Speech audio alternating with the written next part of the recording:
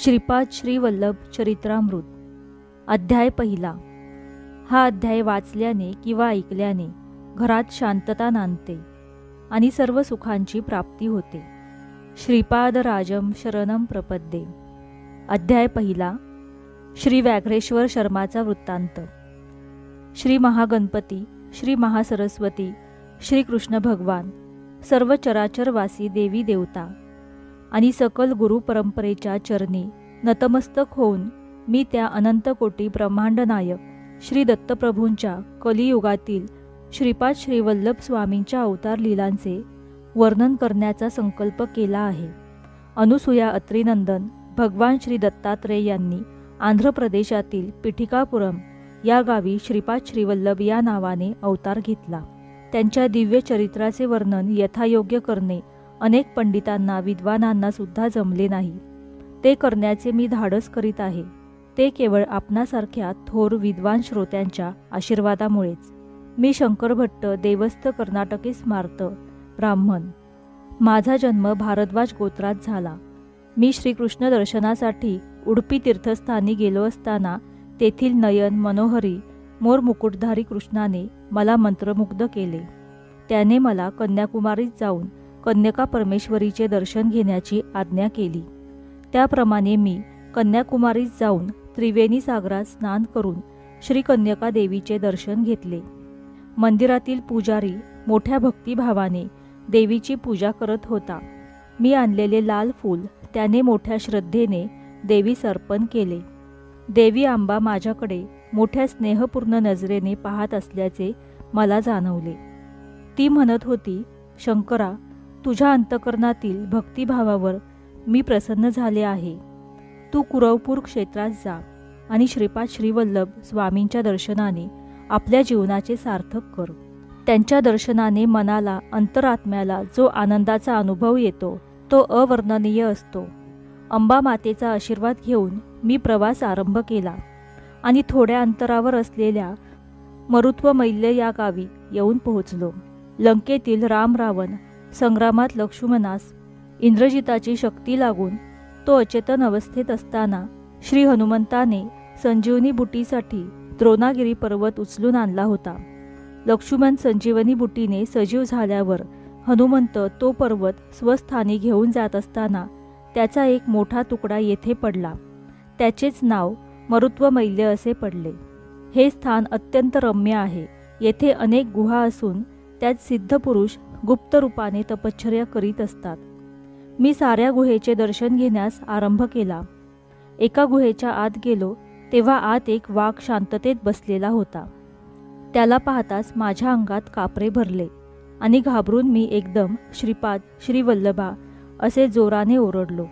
त्या निर्जन अरण्यात माझ्या आरोळीचा प्रतिध्वनी तितक्याच मोठ्या आवाजात ऐकू आला। त्या आवाजाने त्या गुहेतून एक वृद्ध तपस्वी बाहेर आले आणि म्हणाले, बाबा रे, तू धन्य आहेस। या अरण्यात श्रीपाद श्रीवल्लभ या नावाचा प्रतिध्वनी आला। श्री दत्तप्रभूंनी कलियुगात श्रीपाद श्रीवल्लभ या नावाने अवतार घेतल्याचे योगी ज्ञानी परमहंस लिकांनाच माहीत आहे। तू भाग्यवान असल्याने त्या पुण्यस्थळी आलास। तुझ्या सर्व कामना पूर्ण होतील। तुला श्रीपाद श्रीवल्लभांच्या दर्शनाचा लाभ होईल। ह्या गुहेच्या दाराजवळ बसलेला वाघ एक ज्ञानी महात्मा आहे, त्याला नमस्कार कर। मी अत्यंत नम्र भावाने त्या वाघास नमस्कार केला। त्या वाघाने लगेच ओंकाराचा उच्चार केला। त्या आवाजाने सारा मरुत्वमैल्य पर्वत दुमदुमला। नंतर त्या व्याघ्राने श्रीपाद राजम शरणम प्रपद्ये असे सुस्वरात प्रभूंना आळविले। याच वेळी एक चमत्कार झाला। त्या वाघाच्या ठिकाणी एक दिव्य कांतिमान पुरुष प्रकट झाला। त्याने त्या वृद्ध तपस्व्यास साष्टांग प्रणिपात केला आणि क्षणार्धात आकाशमार्गाने निघून गेला। त्या वृद्ध तपस्व्याने मला त्यांच्या गुहेत मोठ्या आग्रहाने नेले। गुहेत गेल्यावर त्यांनी केवळ संकल्पाने अग्नी प्रज्वलित केला। त्यात आहुती देण्यासाठी लागणारे पवित्र साहित्य, मधुर फळे यांची निर्मिती केली। वैदिक मंत्रोच्चारासह या पदार्थांची अग्नीत आहुती दिली। ते वृद्ध तपस्वी सांगू लागले, या कलियुगात यज्ञ, याग, सत्कर्मे सारे लुप्त झाले आहेत। पंचभूतात्मक सृष्टीतून सर्व लाभ करून घ्यायचा। परंतु त्या देवतांचे मात्र विस्मरण करायचे असा मानवाचा धर्म झाला आहे. देवांची प्रीती प्राप्त करण्यासाठी यज्ञ करावेत व त्यांना संतुष्ट करावेत. त्यांच्या कृपाप्रसादानेच प्रकृती अनुकूल होते. प्रकृतीमधील कोणत्याही शक्तीचा प्रकोप मानव सहन करू शकत नाही. प्रकृतीमधील शक्तींची मानवाने यथायोग्य मार्गाने शांती करावी, नसता अनेक संकटे उद्भवतात. मानवाने धर्माचरण न केल्यास प्रकृती शक्ती त्याची शिक्षा यथाकाली देते. लोकहितासाठी मी हा यज्ञ केला आहे. या यज्ञाचे फलस्वरूप म्हणून तुला श्रीपाद श्रीवल्लभ स्वामींचे दर्शन होईल. जन्मजन्मांतरीचे पुण्य फळास आले म्हणजे असे लाभ घडतात. त्या वृद्ध तपस्व्याच्या मुखातून वाहणाऱ्या या पवित्र वाकगंगा प्रवाहाने मी अगदी भारावून गेलो आणि अत्यंत नम्रतेने त्यांना साष्टांग दंडवत घातला. मी त्या तपस्व्याच्या चरणी प्रार्थना केली, हे ऋषीवर, मी पंडित नाही, योगी नाही, साधक नाही. मी एक अल्पज्ञ आहे. माझ्या मनातील संदेहाची निवृत्ती करून आपण आपला वरद हस्त माझ्या मस्तकी ठेवावा. त्या महापुरुषाने माझ्या शंकेचे समाधान करण्याचा मनोदय दर्शविला. मी म्हटले, हे सिद्ध मुनिवर्या, मी कन्यका देवीचे दर्शन घेताना देवीने सांगितले होते की कुरवपुरी जाऊन श्रीपाद श्रीवल्लभ स्वामींचे दर्शन घे. मी तेथे जाण्यासाठी निघालो असताना मार्गात आपले व व्याघ्ररूपी महात्म्याचे दर्शन झाले. ते कोण होते, तसेच दत्तप्रभू म्हणजे कोण, याविषयी कृपया विस्तारपूर्वक सांगावे. तेव्हा त्या वृद्ध तपस्व्याने सांगण्यास सुरुवात केली. या आंध्र प्रांतातील गोदावरी मंडलातील अत्री मुनींची तपोभूमी अशा नावाने प्रसिद्ध असलेल्या आत्रेयपूर ग्रामात एक काश्यप गोत्रीय ब्राह्मण कुटुंब वास्तव्य करीत होते. त्यांना परमेश्वराच्या कृपाप्रसादाने एका पुत्राचा लाभ झाला. ब्राह्मण अत्यंत विद्वान, आचारसंपन्न होता, परंतु पुत्र मात्र मतिमंद होता. आईवडिलांनी त्याचे नाव व्याघ्रेश्वर असे ठेवले. व्याघ्रेश्वर मोठा होऊ लागला, परंतु त्याच्या बुद्धीची वाढ मात्र होत नव्हती. पित्याने त्याला शिकवण्याचा खूप प्रयत्न केला, परंतु त्यास संपूर्ण संध्यावंदनसुद्धा करता येत नसे. एवढ्या विद्वान ब्राह्मणाचा पुत्र असा अज्ञानी, अशी गावातील लोकांची सारखी टोचणी त्याला अत्यंत दुःखदायक वाटे. एका ब्रह्ममुहूर्तावर त्यास स्वप्न पडले. त्यात त्याला एका दिव्य बालकाचे दर्शन झाले. ते बालक आकाशातून खाली येत होते. त्याचे चरणकमल भूमीस लागताच भूमीसुद्धा दिव्य कांतिमान झाली. तो बालक हळूहळू पावले टाकीत व्याघ्रेश्वराकडे आला आणि म्हणाला, मी असताना तुला भय कशाचे? या ग्रामाचे व माझे ऋणानुबंध आहेत. तू हिमालयातील बद्रिकारण्यात जा, तेथे तुझे सारे शुभ होईल. एवढे सांगून तो बालक अंतर्धान पावला. त्या दिव्य बालकाच्या संदेशानुसार व्याघ्रेश्वर शर्मा हिमालयातील बद्रिकारण्यात जाण्यास निघाला. मार्गात त्यास अन्नपाण्याची काहीच अडचण पडली नाही. श्री दत्तकृपेने त्याला वेळेवर अन्नपाणी मिळाले. मार्गात एक कुत्रा भेटला व तो त्याच्याबरोबर बद्रीवनापर्यंत सोबत होता. या प्रवासात त्यांनी उर्वशी कुंडात स्नान केले. याच वेळी एक महात्मा आपल्या शिष्य समुदायासह उर्वशी कुंडात स्नानासाठी आला. व्याघ्रेश्वराने त्या गुरुवर्यांना साष्टांग नमस्कार केला आणि माझे शिष्यत्व स्वीकारावे अशी नम्र प्रार्थना केली. त्या महान गुरुवर्याने शिष्य करून घेण्याचे मान्य केले आणि आश्चर्य असे की तात्काळ बरोबर आलेले ते कुत्रे अंतर्धान पावले. त्यावेळी ते महात्मा म्हणाले, हे व्याघ्रेश्वरा, तुझ्याबरोबर आलेला तो श्वान तुझ्या पूर्वजन्मातील केलेल्या पुण्याचे द्योतक होते. त्याने तुला आमच्या स्वाधीन करून ते अंतर्धान पावले. श्रीपाद श्रीवल्लभ स्वामींच्या कृपेमुळेच तू येथे आला आहेस आणि या पुण्यप्रद कुंडात स्नान करू शकलास. ही नरनारायणाच्या वास्तव्याने पुनीत झालेली तपोभूमी आहे. यावर व्याघ्रेश्वर म्हणाला, हे गुरुदेवा, श्रीपाद श्रीवल्लभ कोण आहेत? त्यांनी माझ्यावर एवढी कृपा का केली? गुरुदेव म्हणाले, ते साक्षात दत्तप्रभूच आहेत. त्रेतायुगात भारद्वाज महर्षींनी सावित्र काटक चयन नावाचा महायज्ञ श्री क्षेत्र पिठकापुरम येथे संपन्न केला होता. त्या यज्ञप्रसंगी शिवपार्वतींना आमंत्रित केले होते. त्यावेळी शिवानी महर्षींना आशीर्वाद दिला की तुमच्या कुळामध्ये अनेक महात्मा, सिद्धपुरुष, योगी पुरुष अवतार घेतील.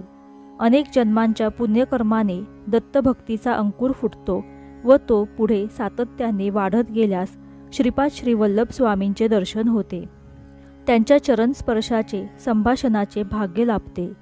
हे व्याघ्रेश्वरा, तुझ्यावर स्वामींची कृपा झाली आहे. मी आता माझ्या गुरुदेवांच्या दर्शनास जात आहे. पुन्हा 1 वर्षाने येईल. तुम्ही तुमच्या गुहेत आत्मज्ञान प्राप्तीसाठी तपश्चर्या करावी. असे सांगून ते महान गुरुदेव द्रोणागिरी पर्वताकडे गेले. व्याघ्रेश्वर गुहेत ध्यान करू लागला, परंतु त्याचे सारे ध्यान व्याघ्र रूपाकडेच असे. याचा असा परिणाम झाला की त्याला इच्छित असलेले वाघाचे रूपच प्राप्त झाले. 1 वर्षाचा काळ लोटला.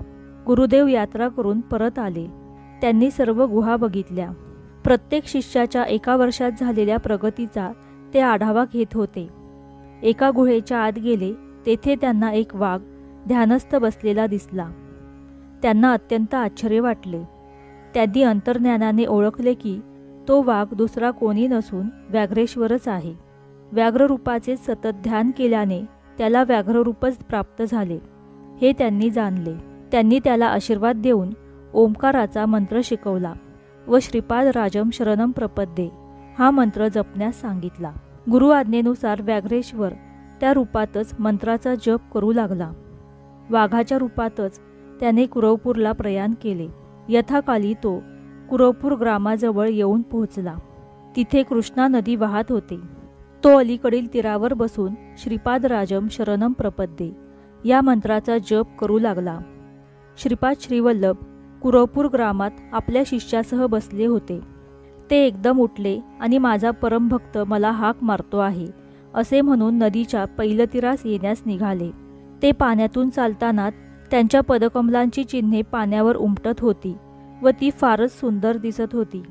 स्वामी पैलतीरावर पोहोचल्यावर व्याघ्रेश्वराने त्यांच्या दिव्य चरणांवर आपले मस्तक ठेवून अत्यंत भक्तिभावाने नमस्कार केला.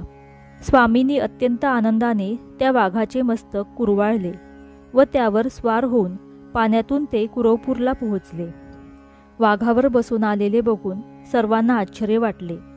ते वाघावरून उतरताच त्या वाघाच्या शरीरातून एक दिव्य पुरुष बाहेर आला.